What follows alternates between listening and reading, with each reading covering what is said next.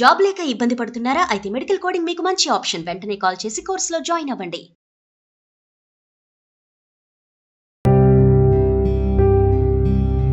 చెప్పు లక్ష్మి, డాక్టర్ కళ్యాణ్ చక్రవర్తి గారు ఉన్నారు. నువ్వు ఒక్కసారి డాక్టర్ గారితో డైరెక్ట్ గా మాట్లాడతానని అడిగావు. సో చెప్పమ్మా, ఏం అందుకని సమస్య ఏంటి? భయం లేకుండా నిర్భయంగా ధైర్యంగా చెప్పమ్మా.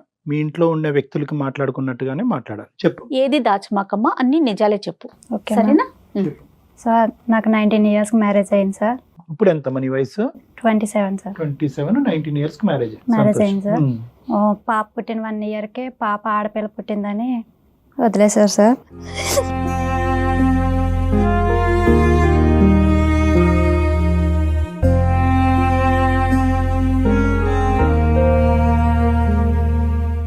కాదమ్మా, పెద్దల పెళ్ళేనా అది? ఫస్ట్ అది పెద్దల పెళ్ళే.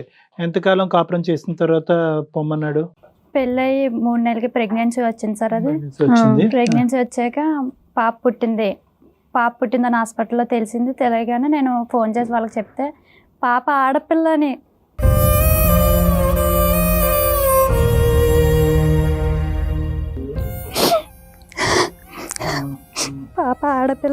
చూడడానికి రాలేదు సార్.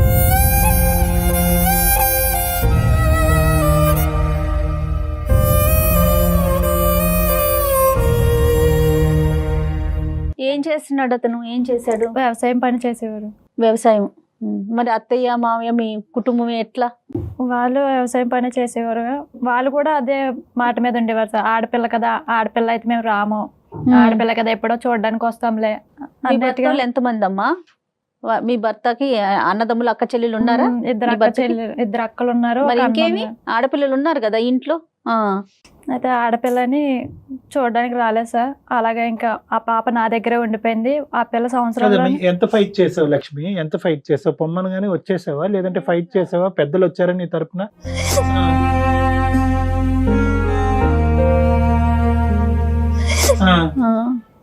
చెప్తా. నేను పెద్దల ద్వారా వెళ్ళి మాట్లాడించాను సార్. మాట్లాడిస్తే వాళ్ళు మా మొద్దు నాకు ఆ అమ్మాయి నచ్చలేదు, ఆ పిల్ల నాకు నచ్చలేదు, మేము కోర్టుకేసుకుంటామని కోర్టుకేసుకున్నారు సార్. కోర్టుకేసుకున్నాక మేము 5 సంవత్సరాలు ఫైట్ చేసాం. 5 సంవత్సరాలు? 5 సంవత్సరాలు చేసాం సార్. నాకు హస్బెండ్ కావాలి, నా బిడ్డకి తండ్రి కావాలి అని.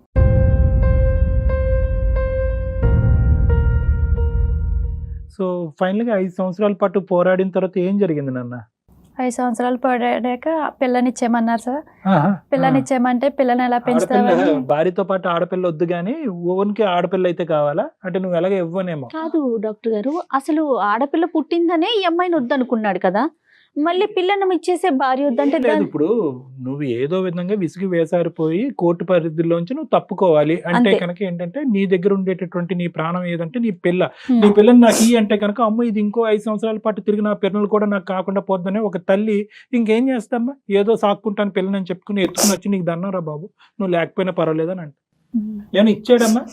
ఏమి ఇవ్వలేదు సార్. పిల్ల పేరుని ఏదైనా ఇమ్మన్నారు కోర్టు, ఏమి ఇవ్వలేదు సార్. ఏమైనా ఉన్నాయమ్మా ఆస్తులు అట్లా ఏమైనా ఉన్నాయా వాళ్ళకి? ఉన్నాయి సార్, భూమి గేదెలాగా ఉన్నాయి. మెయింటెనెన్స్ అదేం అడగలేదమ్మా? నెలసరి బ్రతుకు తెరుగు గురించి ఏం అడగలేదా? అలాగే ఏమి అడగలేదు. అంటే మేము 50,000 కట్నం ఇచ్చాం, 50కి 50 లక్ష ఇచ్చాడు సార్. ఇచ్చాడు, 1,00,000 రూపాయలు ఇచ్చాడు. ఏం మాత్రం 1,00,000 రూపాయలు పిల్లకి ఏమి ఇవ్వలేదమ్మా? పిల్లకి ఏమి స్కూల్ ఇవ్వను, ఫీజులు కడతానని ఆ ఒప్పందాలు ఏం జరగలేదు? ఏమీ అనలేదు సార్. అదొక్కటే అడిగాడు, పిల్లనిస్తే పెంచుతా లేకపోతే సత్తే పారేస్తాను.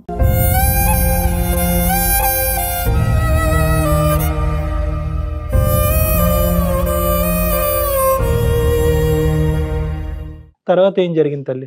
ఎక్కడున్నావు? అమ్మ దగ్గరే ఉన్నావు? నేను అమ్మ దగ్గర అమలాపురంలో ఉన్నాను సార్. ఊళ్ళో మొన్న లాస్ట్ ఇయర్ మటుకు ఇన్స్టాగ్రామ్ లో ఒక అబ్బాయి పరిచయం అయ్యాడు. ఇన్స్టాగ్రామ్ లో ఒక అబ్బాయి పరిచయం అయ్యాడు సార్. లాస్ట్ ఇయర్ అమ్మా? లాస్ట్ ఇయర్ పరిచయం అయితే నేను ఆ అబ్బాయి నాతో చెప్పాడు, నువ్వు బాగున్నావు, అందంగా ఉన్నావు అంటే నేను ఆ అబ్బాయికి చెప్పాను నాకు పెళ్ళి అయింది, 8 years పాప ఉంది. విడాకులు తీసుకున్నాను, పాప ఉంది అంటే. ఎక్కడున్నావు ఇప్పుడు? నువ్వు హైదరాబాద్ లోనే ఉన్నావు? ప్రస్తుతం హైదరాబాద్ లోనే ఉన్నాను ఏం సార్. చేస్తున్నావు? ఇంట్లో పాచి పని చేసుకుంటా బ్రతుకుతున్నాను సార్. ఇంట్లో. అప్పుడు ఎక్కడున్నావు? ఈ అబ్బాయి పరిచయం అయినప్పుడు ఇన్స్టాగ్రామ్ లో అమలాపురంలో ఉన్నాను. అక్కడే ఉన్నావు. అక్కడ ఏమైనా చేసేదాను అమ్మా విడాకులు అయిన తర్వాత? ఇంట్లోనే ఉండేదాను? లేదు సార్, అక్కడ చిన్న పనులు ఉంటాయి కదా, వ్యవసాయం పనులకి వెళ్ళేది. అమ్మ నాన్న చూసుకునేవారు? నాన్న లేరు సార్, అమ్మ ఒక్కతే. అమ్మ నాన్న లేరు, చనిపోయారమ్మ నాన్న? అవును. అమ్మ ఒక్కతే. అమ్మ ఒక్కతే. నువ్వు అక్కడే చిన్న చిన్న పనులు చేసుకునేదానివి. మరి మధ్యలో సంబంధాలు చూడలేదమ్మా అమ్మాయిలు విడాకులు అయిన తర్వాత? లేదు సార్, నేను ఆ పిల్లని ఎవరో సరిగ్గా చూసేవాళ్ళు రారేమో అని నేను ఇప్పుడు చేసుకోలేదు. పాప బట్టి నువ్వు నిర్ణయం తీసుకోవాలి కదా. తీసుకోలేదు. సరే తల్లి. ఇతను ఎవరమ్మా? ఇతనితో ఏమైంది? ఇన్స్టాగ్రామ్ లో పరిచయం అయ్యాడు మ్యామ్. నేను ఇలాగనే చెప్పాను, నాకు పెళ్లి అయ్యింది, విడాకులు అయ్యింది, నాకు ఒక పాప ఉంది. అయితే ఆ అబ్బాయి ఓ 4 రోజులు చాటింగ్ చేసి నేను పెళ్లి చేసుకుంటాను, నీ బిడ్డకి తండ్రి స్థానాన్ని ఇస్తాను అని నమ్మించాడు. వాడి పరిస్థితి ఏంటమ్మా? వాడు ఎక్కడ అతను ఉంటాడు, ఏం ఏంటి? చేస్తాడు? ఆ అబ్బాయి బెంగళూరులో ఉంటాడు సార్, మెకానిక్ వర్క్ చేస్తాడు. కలిసారా మీరు? ఓన్లీ పరిచయం మాటల వరకేనా తల్లి? మాటల వరకే మ్యామ్. 1 నెల మాట్లాడుకున్నాం. తర్వాత ఆ అబ్బాయి నీకు మంచి జీవితాన్ని ఇస్తాను అని నా పిల్లకి ఒక 4 రోజులు ఇంకా మ్యారేజ్ ఫిక్స్ అవుతుంది అనగా పాప పేరున ఒక అకౌంట్ తీపించాడు నా కదా చేత. వాడికి అమ్మా ఈ 4 రోజులు చాటింగ్ లో ఏం నడిచింది అది కొద్దిగా చెప్పు నాన్న. వాడు ఎక్కడ ఉంటాడు, వాళ్ళ అమ్మ నాన్న ఎక్కడ, వాడు బెంగళూరులో ఎలా ఉండేవాడు, వాడికి ఇంతకు ముందు పెళ్లి అయ్యిందా? 1,00,000 ప్రశ్నలు ఉంటాయి, ఇందులో ఒకటైనా అడిగావా? లేదు సార్, నేనేమి అడగలేదు. ఏ ఊరు ఎక్కడ ఉంటారో అది ఒక్కటే అడిగాను సార్. ఓన్లీ పిల్లకి స్థానాన్ని, తండ్రి స్థానాన్ని, నీకు భర్త స్థానాన్ని నమ్మేశావు. ఇచ్చేటప్పటికి మీరు పడిపోతారమ్మా. సరేలే, ఏం అనుమానం రాలేదారా? అమ్మ నాన్నకి అన్నావా, అమ్మ నేను ఇలా ఒకటితో ఇన్స్టాగ్రామ్ లో చాటింగ్ చేస్తున్నాను, ఎవరికైనా చెప్పావా? 2 స్థానాలు ఆ అబ్బాయి ఇస్తానన్నాడు. పెళ్లి చేసుకుంటాడనిగానే నేను మా ఇంట్లో వాళ్ళకి చెప్పాను. చెప్తే మా ఇంట్లో వాళ్ళు వద్దు అట్లా నమ్మొద్దు అంటే ఆ అబ్బాయి డైరెక్ట్గా మా అమ్మ వాళ్ళది నెంబర్ అడిగి వాళ్ళకి ఫోన్ చేసి మీ అమ్మాయికి మంచి జీవితం ఇస్తాం, మీ మనవరాలకి తండ్రి స్థానాన్ని ఇస్తాం, ఆ బిడ్డను బాగా చూసుకుంటానంటే ఇంకా తెలియగా నాకు ఇంకేం కావాలి, అదే నా బిడ్డను చూసుకోవడమే కదా కావాలని 8 years అలాగా ఆగాను. చుట్టుపక్కల కూడా పెళ్లి చేయవా పెళ్లి అప్పుడు చేయవా కూడా అతను మీకు డైరెక్ట్ గా కలవలేదు? కలవలేదు. ఫోనుల్లోనే, అంతా ఫోనుల్లోనే. అవును. ఏ తల్లి?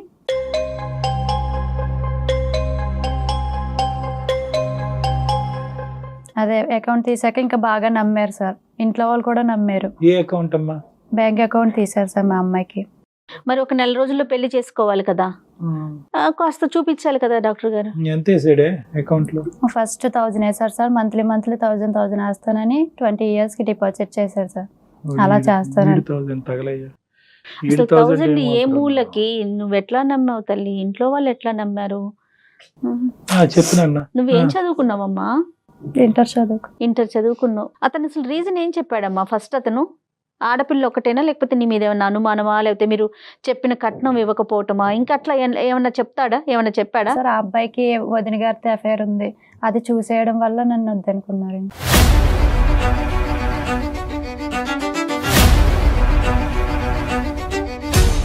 అది కదమ్మా, రెండో పెళ్లి అమ్మాయి, ఒక 8 సంవత్సరాలు 7 సంవత్సరాల కూతురు ఉంది, ఎవరికి అభ్యంతరం లేదారా? వాళ్ళ అమ్మకి గట్ట చెప్పలేదు సార్. కూతురు అనేమో అది ముఖ్యం. సో ఏమన్నాడంటే కనుక కూతురు పుట్టింది, ఇంకో పెళ్లి అయిందనే అంశం దాచిపెట్టు అని నిన్ను అన్నాడు. అవును అది నువ్వు దాచిపెట్టావు. అవును సార్. మొదటి పెళ్లి కూడా దాచిపెట్టావు. ఇతనికి ఒక్కడికే తెలుసు, వాళ్ళ అమ్మకి తెలియదు. వాళ్ళ అమ్మకి ఎవరికి తెలుసు. చూడండి కళ్యాణ్ గారు ఎంత తెలివిగా చేశాడంటే, పిల్లు ఉందన్న విషయం ప్రపంచానికి తెలియకూడదని చెప్పాడు. కానీ నువ్వు ఎట్లా నమ్మావమ్మా? కన్న కూతుర్ని నువ్వు చూపించొద్దంటే అతన్ని ఎట్లా నమ్మి మోసపోయావు? ఏం లేదమ్మా, ఇదంతా వాడు ఒక గేమ్ ఆడాడు.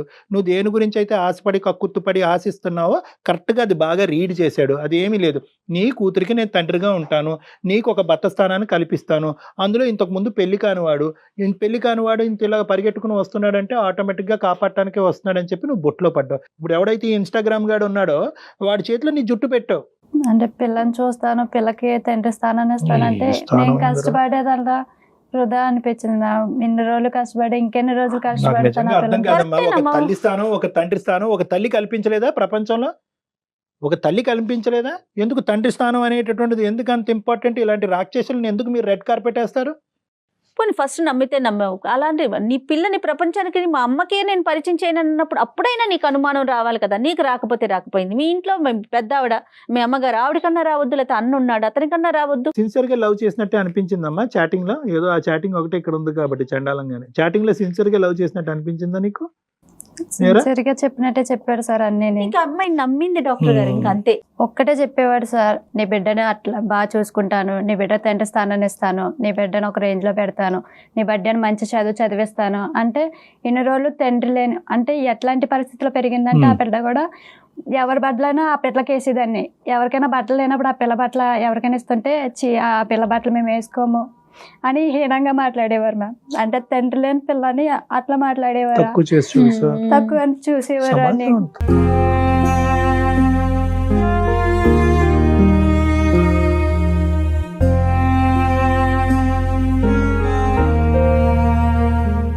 సడన్ గా ఈ అబ్బాయి వచ్చి మీ బిడ్డకి తండ్రి స్థానం అంటే, నాకన్నా ముందు నా బిడ్డ వంక చూస్తున్నారు కదా, మేమే చూడట్లేదు, ఎవడో వచ్చి చూస్తున్నారు కదా అని మేము ఒక ఆశపడ్డాను అంతే. చూసారా జయ గారు, వాడు ఈ అమ్మాయి గురించి అన్నట్టు రాలేదు. ఈ అమ్మాయి వీక్నెస్ ఏంటి, ఆ బిడ్డకి ఇంత అవమానం కలుగుతుంది, నీ బిడ్డకి కేవలం ఒక తండ్రి స్థానం, దాని గురించే నేను వస్తున్నాను, నీ గురించి కాదు అన్నట్టుగా పిక్చర్ చేసేటప్పటికి ఇంకా అతను గీసినటువంటి గిరి, ఆ గిరిలోనే ఈ అమ్మాయి పోయిందంట. కాదండి, ఆడపిల్లలకి ఏదైతే వీక్ పాయింట్ ఉంటుందో చూసారా, ఒక తల్లి హృదయం అనేది ఉంటుంది, అది తల్లికే తెలుస్తుందండి. ఆ పాయింట్ని పట్టుకుని మోసం చేశాడు కదా, ఎంత అన్యాయం కదా కళ్యాణ్ గారు. తర్వాత ఏమైందమ్మా? తిరుపతి కొండ మీద పెళ్లి చేశారు మ్యామ్. పెళ్లి చేశాక నేను వాళ్ళతో పాటు వెళ్ళిపోయాను. నన్ను ఒక్కదాన్ని వాళ్ళు తీసుకెళ్లారు. పర్లేదు, 3 నెలలు బాగానే గడిచింది. 3 నెలలు గడిచాక మరి ఏమనుకున్నారో తెలియదు, నాకు ప్రెగ్నెన్సీ అని తెలిసింది. ప్రెగ్నెన్సీ అని తెలిసాక వారం రోజుల నుంచి మా అత్త డ్రింకులు ఇవ్వడం, మజ్జిగ కలపడం, ఆ అమ్మాయి చేత్తోనే ఇచ్చేది, ఏది ఇచ్చినా ఒక ఫ్రూట్ ఇవ్వడం, నువ్వు బలంగా వీక్గా ఉంటున్నావు, బలంగా తిను అని బలవంతంగా పెట్టేది.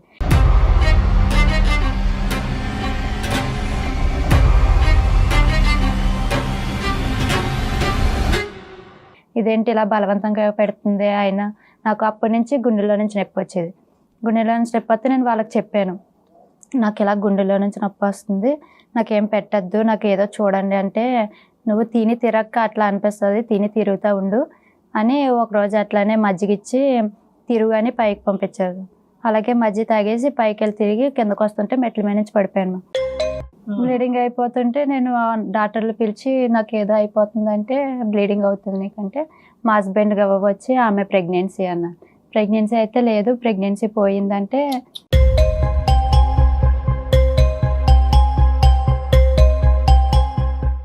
ప్రెగ్నెన్సీ ఇంకా తీయించేశారు. నన్ను ఇక్కడ హాస్పిటల్లో వదిలేసి ఆ అబ్బాయి అంటే పోలీస్ స్టేషన్కి వాళ్ళ అమ్మని తీసుకుని వెళ్ళిపోయాడు.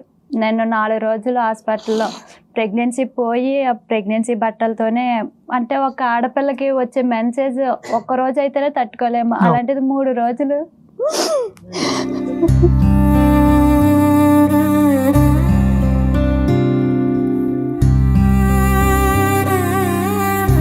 ఎవరు లేరు నాకు తోడు, మా అమ్మ లేదు, హస్బెండ్ లేడు, ఎవరు లేరు. ఎట్లా అంటే వచ్చేటట్లందరూ నీకు వైద్యం చెయ్యము, నువ్వు వెళ్ళిపో, లేకపోతే బయట పడిసేయమంటే ఒక ఆడదాని బాధ ఎట్లా ఉంటుంది.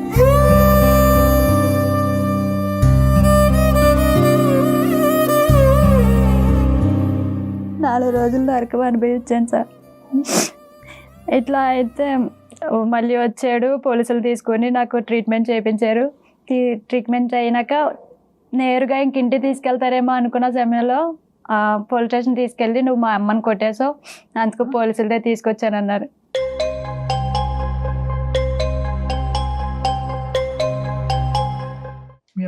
వాళ్ళ అమ్మని కొట్టావమ్మా నువ్వు? నేను కొట్టలేదు సార్, నేను ఏమీ చేయలేదు. హాస్పిటల్ నుంచి మహానుభావుడు పోలీస్ స్టేషన్ తీసుకెళ్లి పోలీస్ స్టేషన్ లో అన్నాడు, నువ్వు మా అమ్మని కొట్టేసావు, మీ అమ్మాలకి ఫోన్ చేశారు, నువ్వు పోలీస్ స్టేషన్ రాకపోతే మీ అమ్మాలని జైల్లో పెడతానని.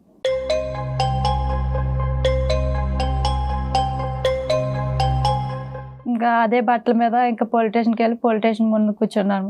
కూర్చుంటే వాళ్ళు ఏమైంది, ఆమెను కొట్టేసింది అంటే, ఆమె మా అమ్మ కొట్టేసింది. అయితే దెబ్బలు చూపించమన్నాను సార్ ఆమెను అంటే, ఆమె నెత్తి మీద కట్టుకుని వచ్చి, దెబ్బలు పైన ఉన్నాయి, బుర్ర చేతులు కొట్టేసింది, ఇదిగో కొవ్వు దెబ్బలు ఉన్నాయి చూడండి అని అవి చూపించింది.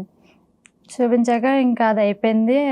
అయితే ఏం చేయమంటారు, నేను కొట్టలేదు, ఆమె అలా నాటకం ఆడుతుంది అంటే, లేదు నీ పరిస్థితి బాగోలేదు, నువ్వు అంతా ఒంటి నిండా రక్తం మరకలతో ఉన్నావు, నువ్వు ఇలా కాదు, మీ ఇంటికి వెళ్ళిపో, 1 నెల రోజులు తర్వాత వాళ్ళు ఇక్కడ ఏం జరిగిందో అంతా చూసుకుని నెమ్మదిగా తీసుకొస్తారంటే, నేను నిజంగా నమ్మా, ఇక్కడ ఏదో జరిగిందేమో, అది నాకు తెలియట్లేదు, 1 నెల రోజే కదా రెస్ట్ తీసుకుని వద్దాం అని ఇంకా అదే తీసుకెళ్దాం సార్. ఇంక మళ్ళీ తీసుకురాలేదు. ఎక్కడికి వెళ్ళావమ్మా? బెంగళూరు నుంచి అమలాపురం. బెంగళూరు తీసుకెళ్ళిపోయారు సార్. అక్కడ మీ అత్తయ్య కూడా ఉంటది, మీరు ముగ్గురు కలిసి ఉండేవాళ్ళు? ముగ్గురు కలిసి ఉండేవారు. నీతో బానే ఉండేదమ్మా ఆవిడ?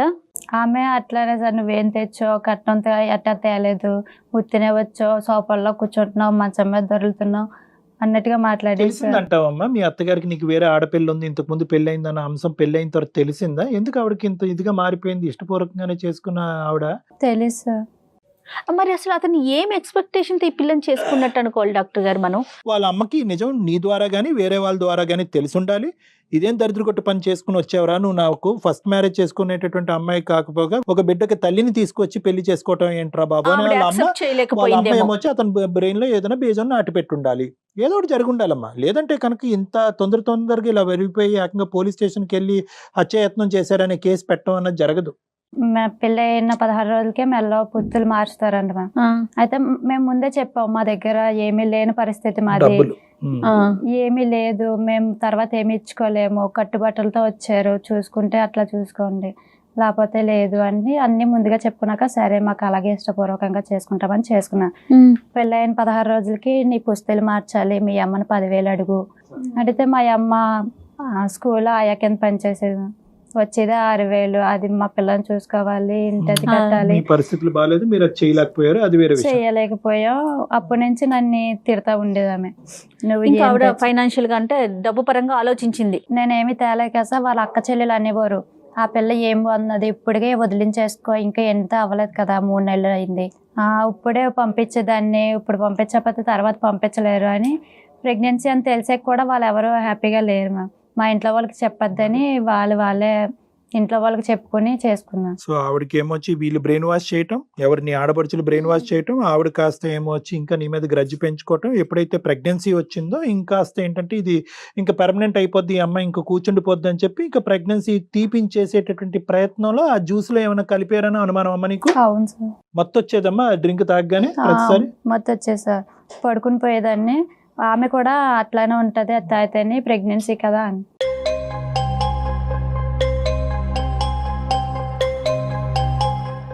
మీ ఆయన కూడా అందులో ఉన్నాడా? ఆ డ్రింక్ ఆ జ్యూస్ బహుశా ఏమైనా కలిపి ఉంటే కనుక అందులో మీ ఆయన కూడా పాత్రదాడేనా, లేదంటే అతను తెలియకుండా ఇచ్చారు? లేదు సార్, ఇచ్చారు. ఆ అబ్బాయి కూడా నేను ఒకవేళ తాగకపోతే బలవంతంగా పట్టేవాడు.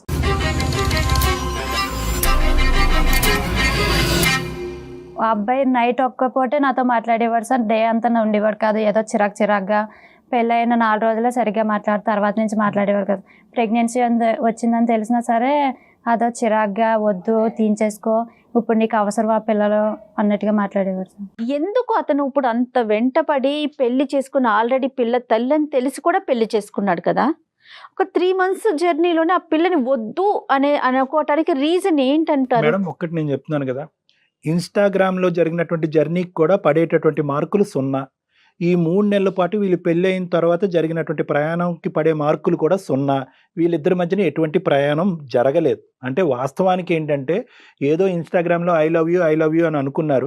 నీ కూతురికి నేను తండ్రిగా ఉంటానని చెప్పి ఈ అమ్మాయికి కావాల్సినటువంటి ఒక బంగారు అవకాశాన్ని చూపెట్టారు. ఈ అమ్మాయి లొంగిపోయింది, మనవడు కూడా స్పీడ్గా వచ్చాడు, చేసేసుకున్నారు. వాస్తవాలు అనేటటువంటిది, ప్రపంచం అనేటటువంటిది కేవలం ఇన్స్టాగ్రామ్ ద్వారా ప్రేమించుకోవటం కాదు, దాని వెనకతల కుటుంబం అనేటటువంటిది ఉంటుంది. మనిద్దరం ప్రేమించుకుని ఒక చోట ఉండటం వేరు, మనతో పాటు వేరే వాళ్ళు ఉండటం వేరు అనేది ఎప్పుడైతే కనుక ఈ అమ్మాయి వెళ్ళి ఆ తల్లితో పాటు ఉందో, అత్తగారితో పాటు ఉందో వాస్తవాలు తెలిసింది. ఆటోమేటిక్గా ఏంటంటే ఈ అబ్బాయికి కూడా అరే ఏమీ లేని దానికి ఏంటి అసలైనటువంటి సీక్రెట్ రివీల్ చేయకుండానే ఈ అమ్మాయి కరెక్ట్ కాదు అని నేను 2 ఆడవాళ్ళు మన ఇంట్లో మాట్లాడుతున్నారు. 2-3 ఆడవాళ్ళు, వాళ్ళ అమ్మని ప్లస్ 2 అక్క చెల్లు. ఇతను బ్రెయిన్ లోపల ఉండేటటువంటి అసలు సిసలైనటువంటి సీక్రెట్ చెప్తే కనుక ఇంకెంత భయంకరంగా ఉంటుందో పరిస్థితి. ఈ అమ్మాయి ఫస్ట్ హ్యాండ్ కాదు, ఈ అమ్మాయి ఆల్రెడీ వేరే ఒక మగాడికి భార్య, ప్లస్ ఏంటంటే ఈ అమ్మాయికి ఒక కూతురు ఉంది అనేటటువంటి సబ్జెక్ట్ ఈ రోజు కాకపోయినా రేపైనా కూడా ఇది బట్టబయలు అవుతుంది. అప్పుడు ఈ అమ్మాయికి కాదు, నాకు కూడా ఇంట్లో స్థానం ఉండదు, అమ్మ లేదు, అక్క లేదు, చెల్లు లేదు అనేటటువంటి అభద్రత ఆ మహానుభావుడికి తర్వాత క్రియేట్ అయింది. అది ఏంటంటే కళ్ళు మూసి తెరుచుకునేటప్పటికి పట్టుమని వీళ్ళ ప్రయాణం ఎంత వాస్తవానికి పెళ్లికి ముందు ఆ 15 రోజులు ఏది నెల్లూరులో మొహం చూసుకోవటం, అక్కడి నుంచి 15 రోజుల తర్వాత పెళ్లి జరగటం. అసలు ఇక్కడ ఏముంది మేడం? అసలు లోతుపాట్లు ఎక్కడ చూశారు? ఎంత లోతుగా ఎవరు ఆలోచించారు? ఖచ్చితంగా ఈ అమ్మాయి జరిగినటువంటి పరిస్థితికి ఈరోజు మనకు బాధ కలిగినా కూడా ఇది కేవలం అనాలోచితంగా తొందరపాటుతనం వల్లే జరిగింది. పైకి సూపర్ఫిషియల్గా ఒట్లు ప్రామిసులు వేసేసుకుని ఏదో జీవితాంతం ఇలాగే కొనసాగిపోద్దనే ఆలోచనతో జరిగింది ఈరోజు. అంటే మోసం చేసే ముందు వాళ్ళు ఎవరినైతే మోసం చేయాలనుకుంటున్నారో వాళ్ళు బాగా స్టడీ చేస్తారండి. అసలు వాళ్ళ ఆలోచన విధానం ఏ విధంగా ఉంటుంది? మేడం వీడికి మోసం చేయాలనే ఆలోచన ముందు నుంచే ఉండుంటే కనుక అసలు ఈ అమ్మాయిని అతని జీవితంలోకి రాబట్టి ఉండేవాడు కాదు. ఏంటంటే మోసం చేయాలనేటటువంటి ఆలోచన తర్వాత వాడి బ్రెయిన్లోకి ఇంజెక్ట్ చేయబడింది. అంటే ఏంటంటే ఈ అమ్మాయి ఏదో మనం తప్పుదోవలోకి వెళ్ళి ఈ అమ్మాయిని మన ఇంట్లోకి రప్పించేసుకున్నాం అనాలోచితంగా. ఇదేంటి నాకు ఫస్ట్ హ్యాండ్ అమ్మాయి వచ్చి ఉండేదేమో, చక్కటి అమ్మాయి వచ్చి ఉండేదేమో, కొద్ది గొప్ప మా అమ్మకు ముందే నేను అసలైనటువంటి సీక్రెట్ చెప్పుంటే కనుక పెళ్లికి ముందే ఈ అమ్మాయికి సెకండ్ మ్యారేజ్, ఈ అమ్మాయికి ఆల్రెడీ కూతురు ఉందని చెప్పి.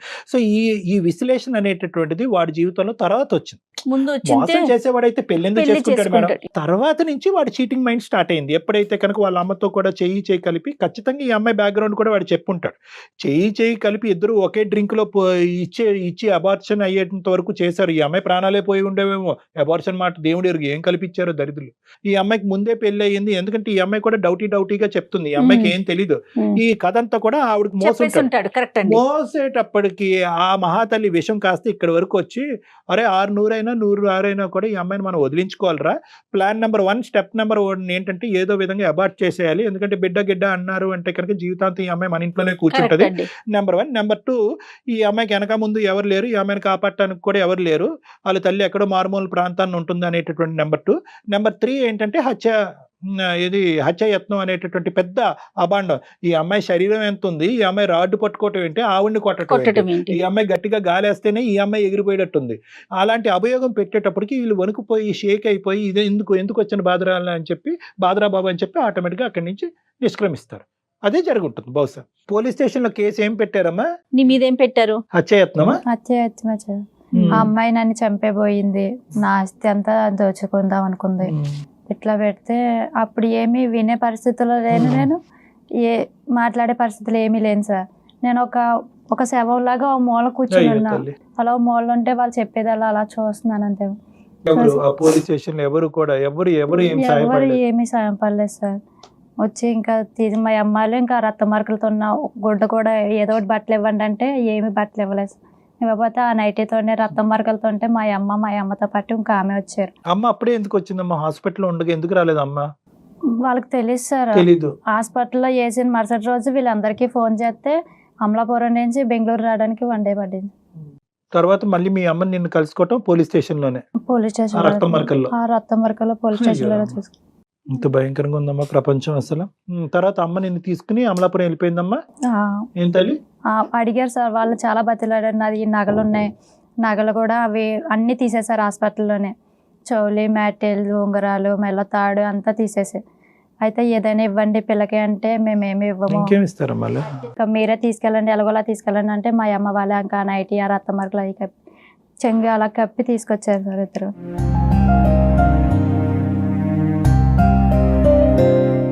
ఇంకా ఊళ్ళో తలెత్తుకుని తిరగలేక ఆడవాళ్ళు ఆడదాన్ని కాకిలు పడిచినట్టు పడుస్తాయి. ఇదేంటి 2వ పెళ్లి చేసుకుంది, ఇలాగైందేంటి, 20 కదా, కూతురు బాగా చూసుకుంటాను అంటుందని ఆడదే శత్రువు అయిపోయింది సార్.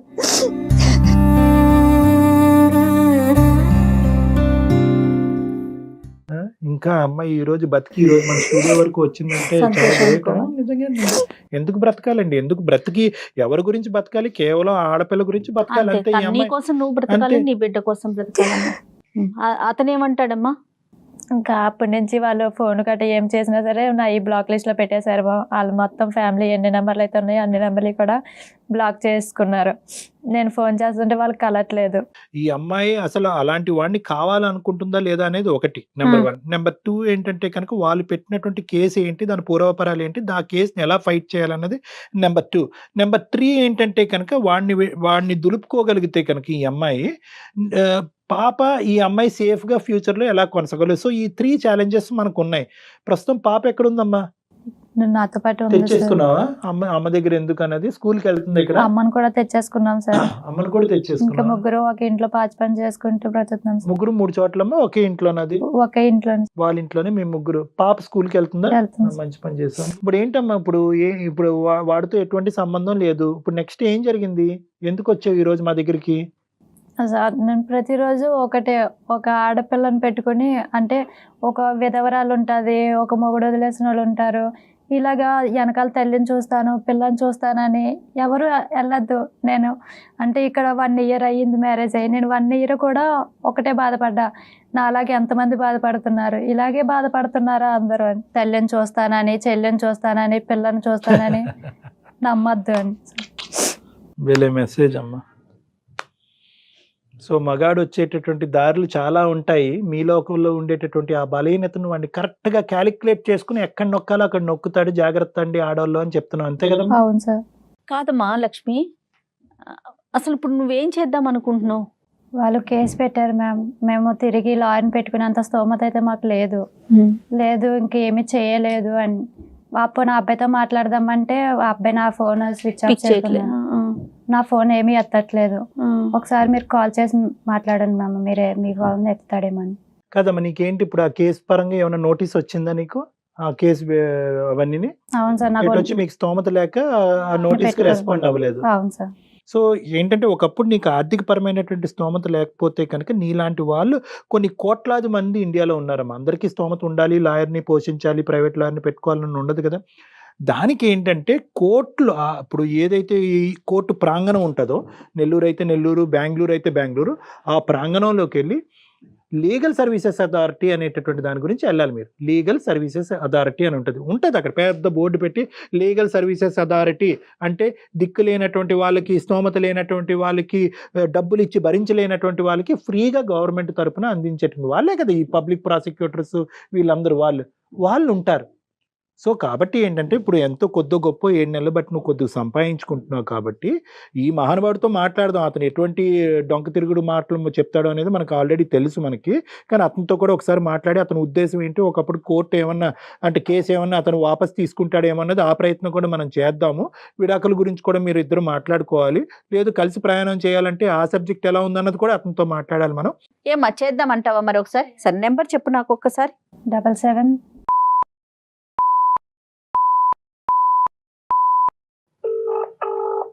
ఏం పేరమ్మా? హరీష్. హలో, హరీష్ గారండి?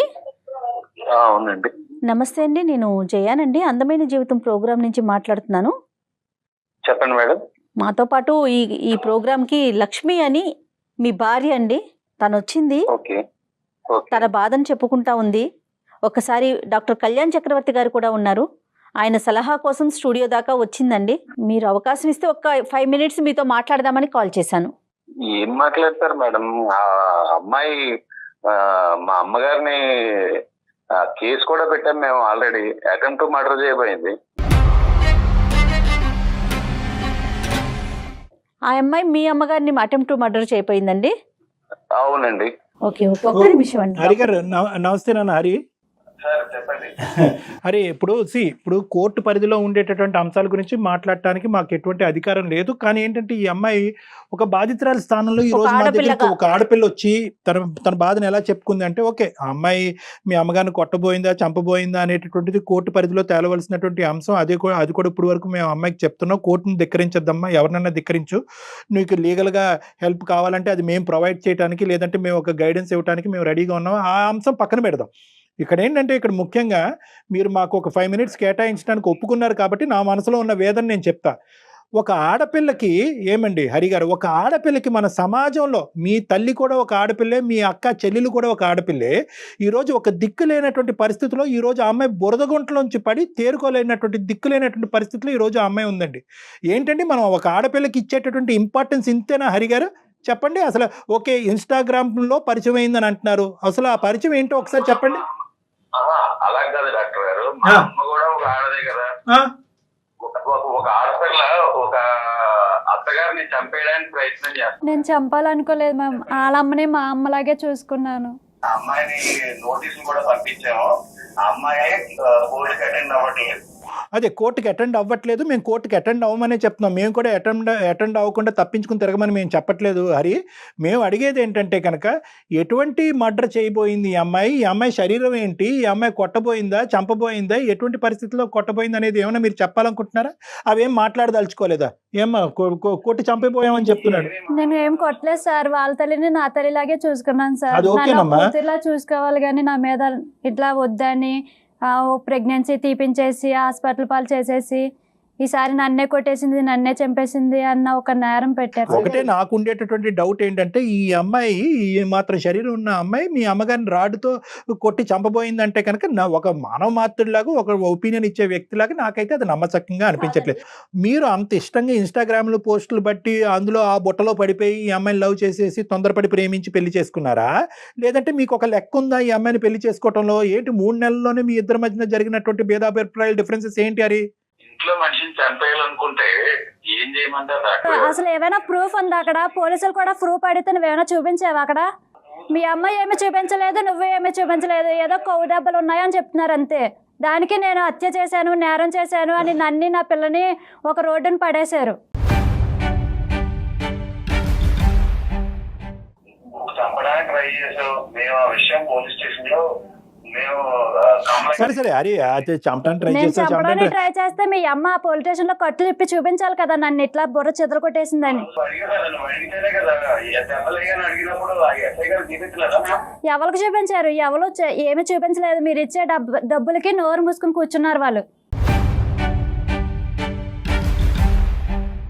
కాదండి, అబార్షన్ అయ్యి ఆ పిల్ల ఒకటే హాస్పిటల్లో పడుంటే కనీసం మీరెవ్వరు కనీసం మానవత్వంతో కూడా ఆలోచించకుండా పట్టించుకోకుండా. ఆ అమ్మాయిని జాయిన్ చేసిందే నేను. మా అమ్మని కొట్టేసేసి ఏమీ తెలియదంటే కళ్ళు తిరిగి పడిపోయినట్టు నటిస్తే ఏమైందని చెప్పి నేను ఆ అమ్మాయిని హాస్పిటల్లో జాయిన్ చేసి పైకి వెళ్ళి పనికి వెళ్ళిపోయినాడు వచ్చి నన్ను ఎలా జాయిన్ చేశారు మ్యామ్? నువ్వు పనికి వెళ్ళావంట, నువ్వు అక్కడ లేనేలేవంట, నువ్వు ఎక్కడ జాయిన్ చేసావు? ఎప్పుడు జాయిన్ చేసావు హాస్పిటల్లో? ఇరుగు పొరుగు చూసి నన్ను హాస్పిటల్లో జాయిన్ చేసి నీకు ఫోన్ చేస్తే నువ్వు హాస్పిటల్కి వచ్చావు. రక్త మరకలతో ఉన్న నన్ను మీ అమ్మ గొడవ చెప్తున్నా కానీ నాకు ట్రీట్మెంట్ చేయనని చెప్పట్లేదు వాళ్ళకి. మీ అమ్మాయికి అంతకు ముందు పెళ్లి అయ్యిందని బిడ్డ ఉందనేటటువంటి అంశం మీ తల్లి గారికి చెప్పావా? అప్పటికి దాచిపెట్టావా? చెప్పలేదండి. మీ అమ్మకి మనకు పాప ఉందని చెప్పకు అని ఆమె చెప్పింది. నేను చెప్పలేదు సార్, అదంతా అబద్ధం సార్. ప్రతిదీ కూడా నా దగ్గర ఆ అబ్బాయి టైప్ చేసిన ప్రతిదీ వాట్సాప్ లో ఉంది సార్. మెసేజ్లు. అందుకే నన్ను నమ్మించడానికి పెళ్లికి ముందే నాకు పిల్లకి బ్యాంక్ అకౌంట్ తీసి ఇగో నీ పిల్లకి మంత్లీ తెస్తా, నన్ను ఇట్లా నమ్ము అలా నమ్ము అని ఆ పిల్లడే డబ్బులు వేసారులేండి. డబ్బులకేమి 1000 రూపాయలు చాలా ఎక్కువ అమౌంట్ వేశారు కానీ. అది ఇక్కడ కాన్ఫ్లిక్ట్ ఏంటంటే, హరి నువ్వు చెప్పొద్దన్నావంట. అప్పుడు ఆ అమ్మాయి ఏం భయపడిందంటే, ఆ అమ్మాయి ఇప్పుడు దయనీయమైనటువంటి పరిస్థితులు ఏంటంటే నీ తండ్రి చెప్తాను సార్, ఆ అమ్మాయే నాకు మా ఇంట్లో చెప్పొద్దని చెప్పింది. చెప్పొద్దని చెప్తే కనుక నువ్వెందుకు అయిపోతావులే కానీ, భలేవాడివే కానీ నువ్వెందుకు అయిపోతావు? నువ్వు ఎంతకాలం చెప్పకుండా ఉంటావు? రేపొద్దున పండగ పబ్బానికి ఎక్కడ ఏం దాచిపెట్టేదన్నా? అదేమన్నా ఎలక పిల్ల దాచిపెట్టడానికి? నువ్వు అదే ఈ కాకమ్మ కబుర్లు అన్ని చెప్పొద్దులే కానీ, ఇప్పుడు బేసికలీ ఆ అమ్మాయికి ఏంటంటే తండ్రి తండ్రి తండ్రి అనే స్థానం గురించి నీ వెనకట్లు వచ్చింది. నువ్వేమో వచ్చి ఆ అమ్మాయికి పెద్ద కాలీఫ్లవర్ పెట్టావు చెవులో, నేను చెప్పనని చెప్పి ఆ అమ్మాయిని నమ్మింది. ఫైనల్ గా నువ్వు చెప్పావా లేదా మీ అమ్మగారికి? చెప్పానండి. మాకు కావాల్సినటువంటి అంశం ఏంటంటే, హరి ఈ అమ్మాయితో పాటు నువ్వు ప్రయాణం కొనసాగించాలని అనుకుంటున్నావా లేదా? ఏ కారణాల చేత ప్రేమించి పెళ్లి చేసుకున్నావా? తొందరపాట, వాస్తవా? ఎందుకు ఆ అమ్మాయి లేదు? కొనసాగించాలనుకోవట్లేదండి, కొనసాగించాలనుకోవట్లేదు. కన్న తల్లిని చంపేయబోయిన అమ్మాయితో నేను ఎలా కలిసి ఉంటానండి? నువ్వు అదే పాట పాడతావు ఇంకా. అది కాదయ్యా, ఇప్పుడు ఆ కేసు అనేటటువంటిది కోర్టులో తేలుతుంది. ఎందుకంటే అక్కడ నువ్వు కూడా ప్రత్యక్ష సాక్షి కాదు. మీ అమ్మ నీకేంటంటే ఈ అమ్మాయి వద్దనుకుని మీ అమ్మ ఏమందో, ఈ అమ్మాయి ఏం చేసిందో నువ్వు చూసావా? నీ కళ్ళతో నువ్వు చూసావా? నేను వేరు, మా అమ్మ వేరు కాదు సార్. కాదండి, ఏరి కోరి ఒక ఆడపిల్లని పెళ్లి చేసుకొని ఆసరా ఇస్తానని కల్పించి ఇప్పుడు ఒకళ్ళ మాట నమ్ముతారా? ఇప్పుడు 2 ప్రామిసులు హరి ఇక్కడ చాలా జాగ్రత్తగా గుర్తుపెట్టుకో. ఈ అమ్మాయి ఏంటంటే ఈరోజు చాలా భయంకరమైనటువంటి పరిస్థితిలో ఉంది. కొట్టి చంపేబోయింది అనేటటువంటి అంశాన్ని ఈ రోజు పక్కన పెడితే కనుక, ఈ అమ్మాయికి నేను దిక్కుగా ఉంటానని నువ్వు ఎంటర్ అవ్వలేదు. ఆ పిల్లకి నేను తండ్రిగా ఉంటానని ఎంటర్ అయ్యావు. 2 ఆశలు 2 కోరికలతో ఆ అమ్మాయి ఈ రోజు నీ జీవితంలోకి ఎంటర్ అయ్యేటప్పటికి 3-4 ముచ్చట చేసావు. అసలు నీ క్లారిటీ, జీవితం మీద ఒక క్లారిటీ, ఒక ప్లాన్ ఉంటే కనుక అసలు చేసుకోకుండా ఉండవలసింది. నువ్వు ఇన్స్టాగ్రామ్లో పోస్టులు అవి చూసేసి అవేవో మాస్క్లో దేనిలో పెట్టి చేసేటటువంటి పోస్టులు బట్టి అబ్బా ఈ అమ్మాయి ఎంత అద్భుతంగా చేస్తుంది, ఎంత అద్భుతంగా ఉంది అనేటటువంటి లూప్లో నీకు కావాల్సిన బిస్కెట్లు అన్నీ ఈ అమ్మాయికి వేసావు. ఆ బిస్కెట్లకి ఈ అమ్మాయి పడిపోయింది. అమ్మో తండ్రి వచ్చేస్తున్నాడు అని చెప్పి, కూతురికి తండ్రి వచ్చేస్తున్నాడు అని చెప్పి అసలు కూతురే లేనట్టుగా నాటకం ఆడుతూ నీ జీవితంలోకి ఎంటర్ అయింది. మరి పిచ్చిమోహం ఈ అమ్మాయి. ఇవన్నీ నువ్వు ఆడినటువంటి నాటకం కాదా ఇదంతా? ఆ ఇన్స్టాగ్రామ్లో పోస్ట్లో ఉన్నట్టుగానే బయట జీవితంలో కూడా ఉంటుంది, అదే గొప్పగా ఉంటుంది అనేటటువంటి ఉద్దేశంతో, నీ కుర్రతనంతో నువ్వేమొచ్చి ఈ అమ్మాయికి లేనిపోని కోరికలన్నీ పుట్టించి ఈరోజు ఆ అమ్మాయిని మోసం చేసావు. హరి ఇంకా అతను మాట్లాడటానికి ఏం లేదు మేడం, అతను ఫోన్ పెట్టేశాడు. అంతే. ఇప్పుడు అతను ఉద్దేశం ఒకటే, ఆ అమ్మాయిని వదిలించుకోవాలి అని అంతేనండి. అనుకున్నాడు. వదిలించుకోవాలి అనేటటువంటి ఆలోచనతో ఏంటంటే ఇప్పుడు ఒక నిందను మోపాడు. నిందే అనేటటువంటి విధంగా ప్రూవ్ చేసుకోవాల్సినటువంటి బాధ్యత ఈ అమ్మాయి మీద ఉంది. ఎందుకంటే హరి కూడా అక్కడ ప్రత్యక్షంగా లేడు. వాళ్ళ అమ్మ చెప్పింది, పోలీస్ స్టేషన్కి వెళ్ళారు, కేసు పెట్టారు, కేసు ఫైల్ అయింది, కోర్టు వరకు వెళ్ళింది. కోర్టుని ధిక్కరించకుండా చూసుకోవాల్సినటువంటి బాధ్యత ఈ రోజు కానీ లక్ష్మి మీరు మీద. మధ్యలోనే ఒక మాట చెప్పారు కళ్యాణ్ గారు, 100కి 100% కరెక్ట్ అండి. వాళ్ళ అమ్మకి విషయం తెలుసు, తెలుసు మేడం, అదే చెప్పాడు పాప ఉంది అనే విషయం వాళ్ళ అమ్మకి తెలిసింది. ఎప్పుడైతే వాళ్ళు యాక్సెప్ట్ చేయలేరో ఇతనికి ఇంజెక్ట్ చేశారు, వెంటనే అతను రివర్స్ అయ్యాడు. కరెక్ట్ చేయగలరు. ఇప్పుడు నువ్వు చేయవలసింది ఏంటంటే ఈ కోర్టు పరంగా ఏదైతే నీ కేసు నీ మీద పడిందో, ఆ అభియోగం ఏదైతే పడిందో అది ఖచ్చితంగా ఈ రోజు కాకపోయినా రేపైనా కూడా అది నువ్వు తేల్చుకోవాల్సినటువంటి అవసరం ఉంది. ఎందుకంటే కోర్టుని ధిక్కరించావనేటటువంటి ఉద్దేశంతో కూడా నీకు పనిష్మెంట్ రావచ్చు. ఓ ఎందుకంటే ఏ బిడ్డ గురించి అయితే అతను వెనకతలు వెళ్ళి తండ్రో అని వెళ్ళావో ఆ బిడ్డ గురించి నువ్వే తల్లి నువ్వే తండ్రిగా బతకటం నేర్చుకో. ఆ అమ్మాయి ఏంటంటే ఒక్కసారి కోర్టు పరిధిలోకి అడుగు పెట్టి నాకు legal services authority free service నాకు కావాలి, నాకు పెట్టుకోవడానికి స్తోమత లేదన్నా అనుకుంటే నేను ఇచ్చేటటువంటి దానికంటే 100 రెట్లు ఎక్కువ సలహాలు లీగల్గా వాళ్ళు ఇస్తారు ఈ అమ్మాయికి. తప్పకుండా అండి, తప్పకుండా. అది ఎట్లా అప్రోచ్ కావాలనేది మళ్ళీ మనం మాట్లాడదాం. ఓకే లక్ష్మి, ధైర్యంగా ఉండు, పని చేసే చోట జాగ్రత్తగా చేసుకో. ఏమ్మా? Okay ma'am. ఓకేనా.